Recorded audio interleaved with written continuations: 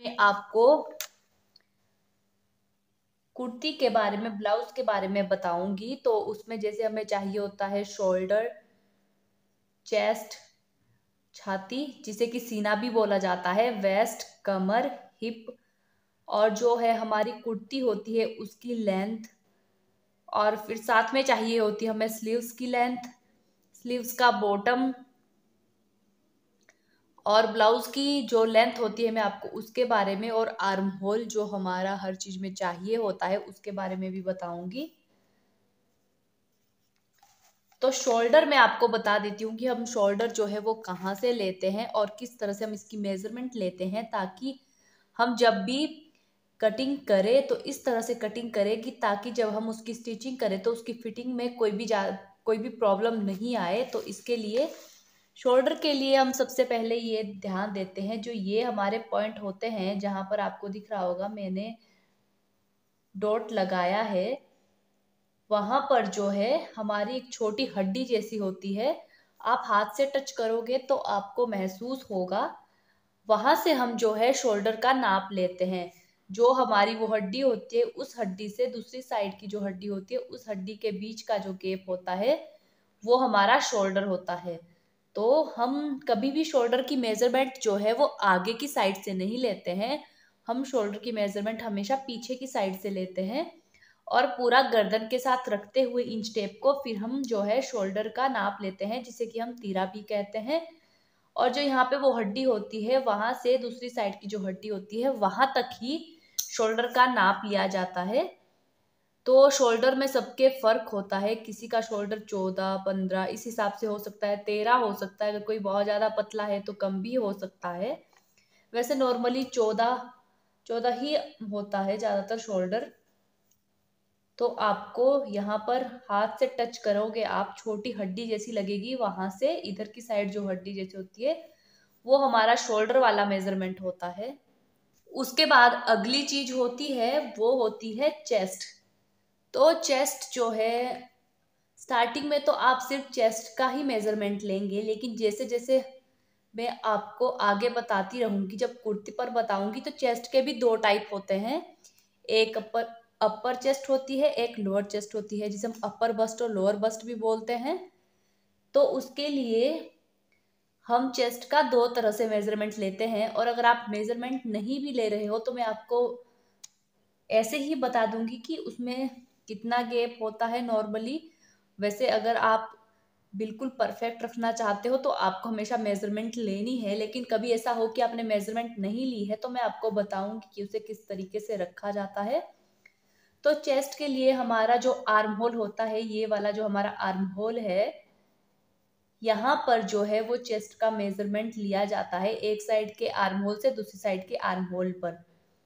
तो हम इसे चारों साइड मतलब आगे पीछे दोनों, पीछे से इंच टेप रखते हुए पूरा बॉडी में गोल गोल घुमा करके जो है हम चेस्ट की मेजरमेंट लेते हैं। अगर आप फ्रंट वाली अलग ले रहे हो, या सिर्फ मतलब आप आधे की ले रहे हो कि फ्रंट वाले की ही ले रहे हो या बैक वाले की ले रहे हो, इस तरह से नहीं, हमें पूरी गोल रख के ही मेजरमेंट करनी है। क्योंकि अगर आप बिना गोल रखे पूरी बॉडी की, चेस्ट जो पूरे बॉडी में इस तरह से गोल इंच टेप रख कर के मेजरमेंट नहीं करोगे तो आपको जो आगे साइज थोड़ा अलग होता है लेडीज में, तो आपको उसको रखने में प्रॉब्लम होगी। तो आप पूरा गोल में ही चेस्ट की मेजरमेंट कीजिएगा। ये हमारी चेस्ट होती है, और चेस्ट से नीचे यहाँ पर हमारी वेस्ट होती है, जिसे कि कमर भी कहा जाता है, मैंने यहाँ पर हिंदी में भी लिखा है। तो वेस्ट हमारी नॉर्मली अगर हम शोल्डर से नापे तो हमारी जो कमर होती है वो 14 या 15 पर रखी जाती है। और अगर आपको जब आपको बॉडी मेजरमेंट लेनी है तो कमर के लिए आपको ध्यान रखना है कि हमारी कमर, जब आप किसी क्लाइंट का बॉडी मेजरमेंट ले रहे हो तो आप उसे बोलोगे कि अपनी बाजुओं को सीधा रखे। मैंने जो ड्राइंग की है वो मैं बिल्कुल सही से नहीं कर पाई हूँ, क्योंकि मुझे ड्राइंग उतना कुछ पता नहीं है। तो जब आप मेजरमेंट लो तो आप अपने क्लाइंट को बोलोगे कि अपनी बाजू को पूरा सीधा रखे, तो जहां पर उसकी कोहनी आती है वो वहां पर हमारी कमर होती है, मतलब उसकी कोहनी उसकी कमर के ही पास आएगी। अगर आप कभी भी मेजरमेंट लोगे, आप अपनी ही मेजरमेंट देखिएगा, जहां पर आपकी कोहनी होती है वहीं पर आपकी कमर होती है। और उसके बाद आता है हमारा हिप। तो हिप हमारी कमर से 6-7 के गैप पर होता है। ऊपर से हम शोल्डर से नापेंगे तो हमारा हिप जो है वो 21 या 20 पर आएगा, वैसे 21 पर आता है। लेकिन अगर आप प्लाजो ऊपर बांधते हो, अगर आप प्लाजो पैंट तैयार कर रहे हो तो आप 20 भी रख सकते हो, 19 भी रख सकते हो। अगर आप सलवार पे इस तरह से कुर्ती चाहते हो कि आपका पेट ना दिखे साइड से, तो हम 21 रखते हैं। नॉर्मली 21 इसका साइज जो है वो बिल्कुल सही होता है। तो कुर्ती के लिए हमें शोल्डर, जिसे कि तीरा भी कहा जाता है, छाती, कमर और हिप, इनकी जरूरत पड़ती है। तो अगर आप ब्लाउज की कटिंग कर रहे हो तो उसमें आपको सिर्फ शोल्डर से कमर तक की ही जरूरत पड़ती है, क्योंकि ब्लाउज जो होता है वो इतना ही होता है। और एक और चीज, जब हम कमीज की लेंथ लेंगे तो हमें, जो हमने यहाँ पर मैंने डॉट लगाया है, शोल्डर से नीचे तक लेंथ रखेंगे जितनी भी आपके क्लाइंट को चाहिए। और आप अपने क्लाइंट को बोलेंगे कि वह सीधा रहे, मतलब बिल्कुल सीधे रहेंगे तो हमारी लेंथ बिल्कुल सही आती है। और कुर्ती की जो लेंथ की मेजरमेंट है हमेशा आगे से ली जाती है, आगे की साइड से, और ब्लाउज की जो लेंथ की मेजरमेंट है वो बैक साइड से ली जाती है। तभी हमारी मेजरमेंट जो है बिल्कुल सही से आती है, तो आप इस बात का ध्यान रखिएगा। उसके बाद है हमारी बाजू। बाजू से पहले मैं आपको बता देती हूँ, ये वाली जगह, ये इधर भी होती है, ये वाली जगह, ये हमारा मुंडा, मुंडा बोला जाता है इसे, normally arm hole, arm hole को मुड्डा भी बोला जाता है। तो ये वो वाली जगह होती है आर्म होल। आर्म होल लेने के जो है अलग अलग तरीके होते हैं। अगर आपको बिल्कुल परफेक्ट आर्म होल लेना है तो आप ये जो हमारी हड्डी है वहां से यहाँ चेस्ट के पास की जो जगह है ये वाली मेजरमेंट लेंगे। जब आपके क्लाइंट आपके पास है तो आप उनकी ये वाली मेजरमेंट लेंगे। अगर आप मेजरमेंट, आपने ये वाली मेजरमेंट नहीं ली है तो हम इस तरह से भी रखते हैं कि जैसे जितना हमारा शोल्डर है उससे आधा इंच ज़्यादा भी रख लेते हैं इसे। जब हम कुर्ती में कटिंग करने के लिए निशान लगाते हैं तो उससे आधा इंच ज़्यादा, या फिर जितना शोल्डर है, शोल्डर का आधा करने पर जो आता है, जैसे हम कुर्ती में रखते हैं शोल्डर, उस हिसाब से भी हम इसे रख लेते हैं। या फिर जब हम बाजू के लिए कटिंग करते हैं तो चेस्ट का जो चौथा पार्ट होता है उस हिसाब से भी हम इसे रखते हैं। लेकिन अगर आपको परफेक्ट जो है आर्म होल निकालना है तो आपको जो ये हमारी हड्डी होती है यहाँ पर, जो मैंने आपको शोल्डर में बताई है, वहां से यहाँ तक मेजरमेंट ले लेनी है, जिससे कि आपका आर्म होल बिल्कुल परफेक्ट होगा। और उसके बाद है हमारी स्लीव्स। तो स्लीव्स में मैंने आपको यहाँ पर बताया है कि हमें इसमें लेंथ की जरूरत पड़ती है, गोलाई की जरूरत पड़ती है, और आर्म होल जो है हमारा स्लीव्स में भी लगता है, जैसे कि हमारी कुर्ती में लगता है। तो लेंथ तो आप पर डिपेंड करती है कि आपको बाजू कितनी लंबी चाहिए, बाजू आपको फुल चाहिए, हाफ चाहिए, या फिर जो कोहनी के पास होती है वहां पर भी रखी जाती है, या फिर आपको फुल चाहिए तो यहाँ पर आएगी बाजू। और जो बाजू की गोलाई होती है वो आपके बॉडी पर डिपेंड करता है। अगर आप फुल बाजू रख रहे हो तो यहाँ पर जो ये इस तरह से आप राउंड में नाप लोगे, मेजरमेंट लोगे, वो हमारी बाजू की गोलाई होगी। अगर आप बाजू इतनी रख रहे हो तो यहाँ पर बाजू की गोलाई ली जाएगी, इतनी रख रहे हो तो यहाँ पर। तो आपको उस हिसाब से बाजू की मेजरमेंट लेनी है। जितनी भी आपके क्लाइंट को बाजू चाहिए उस हिसाब से ही हम उसकी गोलाई रखते हैं, उनकी मेजरमेंट लेने के बाद। तो कुर्ती में सबसे ज़्यादा इम्पोर्टेंट, या जो भी मेजरमेंट हम बॉडी की लेते हैं वो यही होती है। जब भी आप उसकी कटिंग करो तो आपको इसी मेजरमेंट की ज़रूरत पड़ती है। और एक चीज़ आपको हमेशा याद रखनी है कि कुर्ती की जो लेंथ है वो हम आगे की साइड से नापते हैं, और जो ब्लाउज की लेंथ है वो हम बैक साइड से नापते हैं। बाकी जो आर्म होल वगैरह, स्लीव्स वगैरह होती है वो दोनों में ही सेम होती है, चेस्ट, और वो हमारा ब्लाउज कमर तक होता है। बाकी डिपेंड करता है कि क्लाइंट को किस तरह का ब्लाउज चाहिए, फिर आगे से डीप करके इस तरह से, या फिर थोड़ा ऊपर चाहिए, तो वो उन पर डिपेंड करता है। बाकी मेजरमेंट हमारी यही होती है बॉडी के लिए। तो नेक्स्ट पार्ट में मैं आपको बॉटम के बारे में बताऊंगी कि सलवार में और जो हमारा पैंट प्लाजो में बॉटम किस तरह से रखते हैं, उसमें क्या क्या जरूरत पड़ती है। तो कुर्ती के लिए मैंने आपको बता दिया है, ये हमारी बॉडी मेजरमेंट के हिसाब से है, और आपका क्लाइंट के साइज पर डिपेंड करता है कि बॉडी मेजरमेंट कैसी है। जितना भी आपका बॉडी मेजरमेंट आएगा, मैं उसको बताऊंगी कि आपको किस तरह से करना है। मैंने आपको जो क्लास 3rd है उसमें भी बताया है कि चेस्ट को हम कपड़े पर किस तरह से लेते हैं, कमर को कैसे लेते हैं, बॉडी मेजरमेंट का चौथा भाग करके लेते हैं। तो आप उसके लिए मेरी क्लास 3 देख लीजिएगा। तो आप एक चीज का ध्यान रखिए, जब आप कुर्ती की लेंथ ले रहे हो तो या ब्लाउज की लेंथ ले रहे हो, जब आप यहाँ से लेंथ लोगे, अगर उन्हें इतनी लेंथ रखनी है तो वो आपकी तैयार लेंथ है। तो जब आप कटिंग करोगे तो आप उसमें 1.5 से 2 इंच एक्स्ट्रा लोगे कपड़ा, क्योंकि वो हमारा तुरपाई में फोल्ड होता है। ब्लाउज में, कुर्ती में, किसी भी चीज में हम नीचे से तुरपाई के लिए कपड़ा फोल्ड करते हैं, तो उसके लिए हमें 1.5 से 2 इंच कपड़ा एक्स्ट्रा लेने की जरूरत पड़ती है। अगर आप नहीं लोगे तो आपका जो है वो कुर्ती छोटी हो जाएगी, आप उसे फोल्ड नहीं कर पाओगे नीचे से। तो इसीलिए हमेशा हमें एक्स्ट्रा कपड़ा देने की जरूरत पड़ती है, हमारे बॉटम में भी और ऊपर वाले पार्ट में भी। तो बॉटम में हमें क्या क्या मेजरमेंट की जरूरत पड़ती है ये मैंने यहाँ पर लिखा है, तो मैं आपको इसे यहाँ से दिखा देती हूँ। बॉटम में क्रॉच एरिया डिपेंड करता है, वैसे लेने की जरूरत नहीं पड़ती है इतनी, लेकिन अगर किसी का साइज बहुत ज्यादा है और किसी को ये वाली दिक्कत है कि उसकी फिटिंग कभी सही से नहीं आती, तो आपको क्रॉच एरिया लेना है। अदरवाइज क्रॉच एरिया लेने की कोई जरूरत नहीं पड़ती है। दूसरा होता है हिप, और उसके बाद है कमर।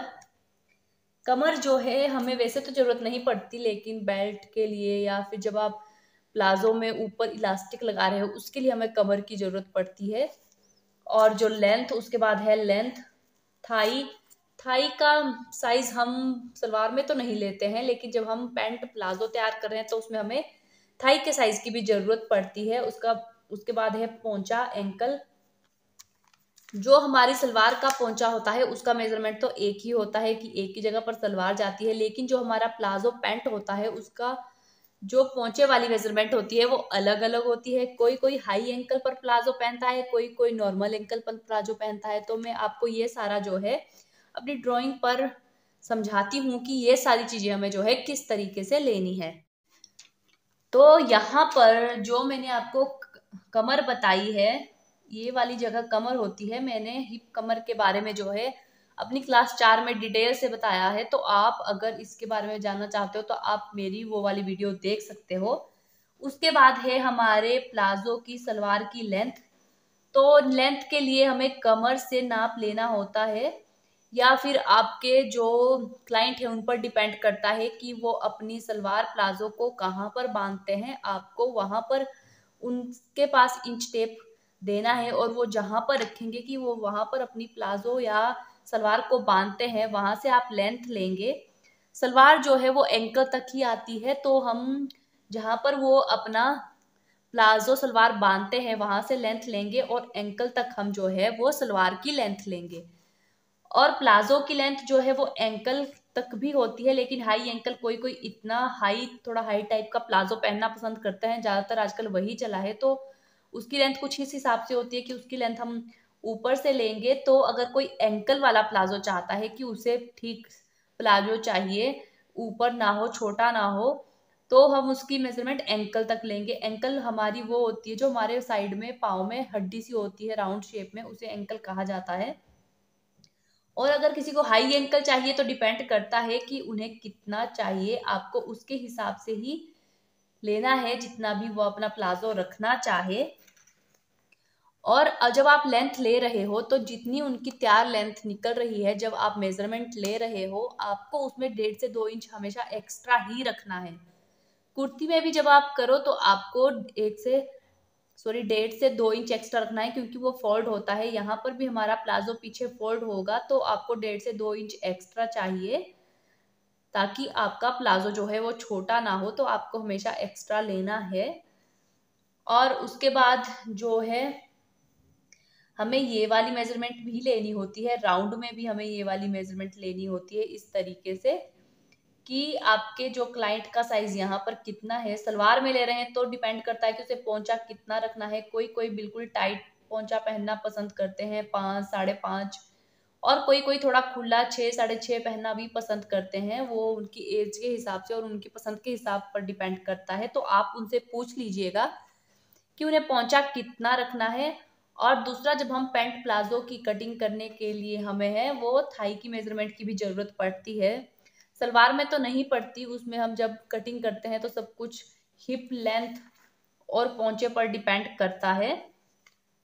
लेकिन जब आप पैंट प्लाजो की कटिंग करना चाहते हो, कटिंग करते हो, तो आपको उसमें जांघ, जिसे जांघ कहा जाता है, थाई की मेजरमेंट की जरूरत पड़ती है। क्योंकि अगर आप इसकी मेजरमेंट नहीं लोगे तो पैंट जो है वो नॉर्मली हमारी थाई से टाइट हो जाती है। जैसे हम बैठते हैं और फिर हमें उसमें बैठने में मुश्किल आती है, तो आपको थाई की मेजरमेंट भी लेनी है। और थाई की मेजरमेंट जब आप ले रहे हो, तब जब क्लाइंट आपका खड़ा है और आप थाई की मेजरमेंट ले रहे हो, तो आपको 1 से 1.5 इंच खुला ही रखना है। जितना आप ले रहे हो उसे 1 से 1.5 इंच खुला रखना है। या फिर अगर आप इस तरह से नहीं करना चाहते हो तो आपको क्लाइंट की जो है खड़े होने के बाद भी थाई की मेजरमेंट लेनी है और उसे थोड़ा बैठने के लिए कहना है, उस तरह से भी थाई की मेजरमेंट लेनी है। क्योंकि उस टाइम में हमारी थाई जो थोड़ी फैल जाती है। अगर आप बैठकर थाई की मेजरमेंट नहीं लोगे तो आपको प्लाजो पहनने में मुश्किल होगी। जब आप बैठोगे तो आपको वो टाइट लगेगा, आप नहीं बैठ पाओगे। तो आपको थाई की मेजरमेंट इस तरीके से भी लेनी है।